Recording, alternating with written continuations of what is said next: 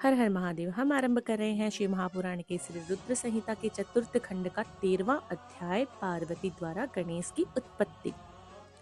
सूत जी कहते हैं, कुमार कार्तिकेय के उत्तम चरित्र को सुनकर नारद जी बहुत प्रसन्न हुए और प्रसन्नता पूर्वक ब्रह्मा जी से बोले, हे विधाता, आप ज्ञान के अथाह सागर हैं तथा करुणा निधान भगवान शिव के विषय में सब कुछ जानते हैं। आपने शिव पुत्र स्वामी कार्तिकेय के अमृतमय चरित्र को सुनाकर मुझ पर बड़ी कृपा की है।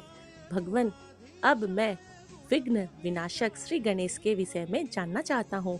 उनके दिव्य चरित्र, उनकी उत्पत्ति के विषय में सब कुछ सविस्तार बताकर मुझे कृतार्थ कीजिए।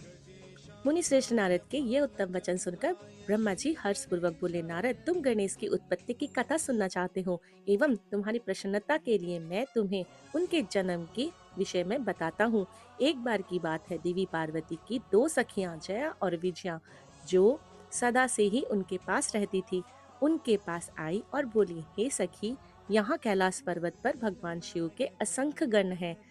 वे सदा भगवान शिव की आज्ञा का प्रसन्नता पूर्वक पालन करते हैं। वे सदा भगवान शिव की आज्ञा को ही सर्वोपरि मानते हैं। इसलिए आपको भी अपने लिए किसी एक विशेष ऐसे गण की रचना करनी चाहिए जिसके लिए आपकी ही आज्ञा सर्वोच्च हो और वह किसी अन्य के सामने ना झुके।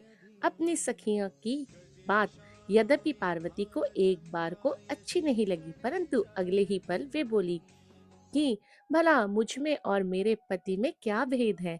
हम दोनों एक ही हैं और सभी शिवगण मुझ में और सदाशिव में कोई अंतर नहीं समझते। वे हम दोनों की ही आज्ञाओं का सदा पालन करते हैं। पार्वती जी के ये वचन सुनकर उनकी सखियां आगे कुछ नहीं बोली और वहां से चली गई। एक दिन की बात है, देवी पार्वती अपने कक्ष में स्नान कर रही थी। वे नंदी को द्वारपाल बनाकर द्वार पर बैठाकर गई थी। तभी कक्ष में भगवान शिव का प्रवेश हो गया, क्योंकि नंदी अपने आराध्य शिव को अंदर आने से नहीं रोक पाए। देवी पार्वती को उस समय बड़ी लज्जा महसूस हुई। उस घटना के उपरांत पार्वती को अपनी सखियों द्वारा दिए गए सुझाव का स्मरण हुआ। तब उन्होंने सोचा कि मेरा भी कोई ऐसा सेवक होना चाहिए जो कार्य कुशल हो और मेरी आज्ञा का सदैव पालन करे, अपने कर्तव्य से कभी भी विचलित ना हो। ऐसा विचार करके उन्होंने अपने शरीर के मैल से शुभ लक्षणों से युक्त उत्तम बालक की रचना की। वह बालक शोभा संपन्न, महाबली, पराक्रमी और सुंदर था। पार्वती जी ने उसे सुंदर वस्त्र और आभूषणों से विभूषित करके उसे अनेक आशीर्वाद दिए। पार्वती ने कहा कि तुम मेरे पुत्र हो, तुम्हारा नाम गणेश है। पार्वती जी के यह वचन सुनकर तेजस्वी बालक गणेश बोला, हे माता, हे जननी, आज आपने मुझे इस जगत में उत्पन्न किया है। आज से मैं आपका पुत्र हूँ। मैं आपको बारंबार नमस्कार करता हूँ। मेरे लिए अब क्या कार्य है बतलाइए, मैं उसे अवश्य पूरा करूंगा। तब देवी पार्वती बोली, हे पुत्र गणेश, आज से तुम मेरे द्वारपाल बन जाओ। मेरी यह आज्ञा है कि मेरे महल में कोई भी मेरी अनुमति के बिना प्रविष्ट ना हो। कोई कितना भी हट क्यों ना करे, तुम उसे अंदर नहीं आने देना। यह कहकर पार्वती ने एक छड़ी गणेश के हाथ में पकड़ा दी और प्रेम पूर्वक उनका मुख चूमकर अंदर स्नान करने चली गई। गणेश सजगता से हाथ में छड़ी लेकर महल के द्वार पर पहरा देने लगे। उसी समय भगवान शिव देवी पार्वती से मिलने की इच्छा लेकर महल में आ गए। जब वे द्वार पर पहुंचे तो गणेश ने उनसे कहा, हे देव, इस समय मेरी माता अंदर स्नान कर रही है, अतः आप यहाँ से चले जाएं तथा बाद में आए। यह कहकर उन्होंने भगवान शिव के सामने छड़ी अड़ा दी। चूंकि गणेश जी ने भगवान शिव को पहले कभी नहीं देखा था, इसलिए उन्हें वे नहीं पहचान सके। यह देखकर भगवान शिव को क्रोध आ गया। वे बोले, ओ मूर्ख, तू मुझे अंदर जाने से रोक रहा है। तू नहीं जानता कि मैं कौन हूँ। मैं शिव हूँ। मैं पार्वती का पति हूँ और अपने ही घर में जा रहा हूँ। यह कहकर जैसे ही भगवान शिव आगे बढ़े, गणेश जी ने उन पर छड़ी से प्रहार कर दिया। यह देखकर भगवान शिव को बड़ा क्रोध आ गया। उन्होंने अपने गणों को गणेश को वहां से हटाने की आज्ञा दी और स्वयं बाहर खड़े हो गए। हम आरंभ कर रहे हैं शिव महापुराण के श्री रुद्र संहिता के चतुर्थ खंड का 14वां अध्याय, शिव गणों का गणेश से विवाद। ब्रह्मा जी बोले, हे नारद, शिवगण अपने प्रभु भगवान शिव की आज्ञा पाकर तुरंत द्वार पर पहुंचे और द्वारपाल बने गणेश को वहां से हट जाने के लिए कहा।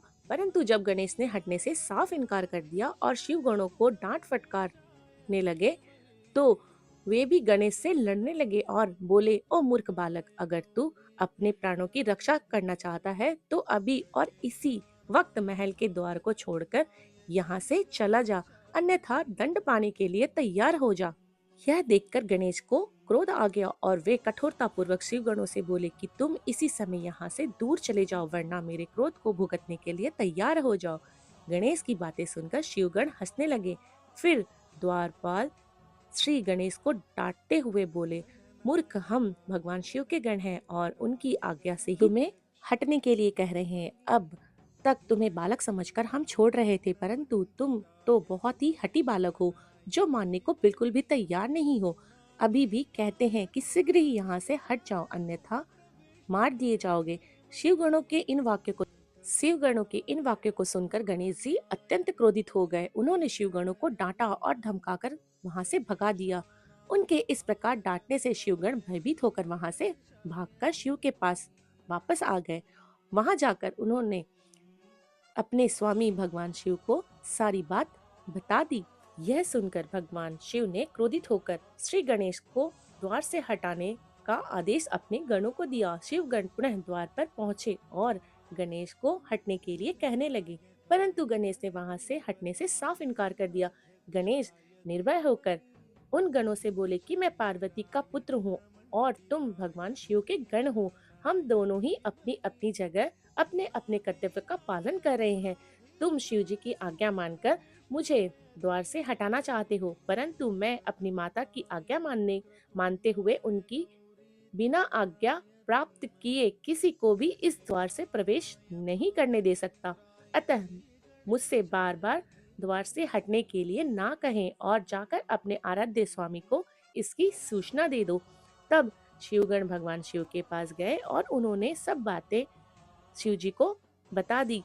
भगवान शिव तो महान लीलाधारी हैं, उनकी बातों को समझ पाना अत्यंत कठिन है। यह सुनकर उन्होंने अपने गणों से कहा कि वह छोटा सा बालक अकेला तुम्हें डरा रहा है और तुम इतनी अधिक संख्या में होकर भी उससे डर रहे हो। जाओ, जाकर उससे युद्ध करो और उसे बंदी बनाकर द्वार के सामने से हटाकर ही मेरे सामने आना। अगर वीडियो पसंद आए और नेक्स्ट अध्याय आप सुनना चाहते हो तो चैनल को लाइक एंड सब्सक्राइब करना बिल्कुल भी ना भूलें और कमेंट में नमः पार्वती पते हर हर महादेव जरूर लिखें। Thank you.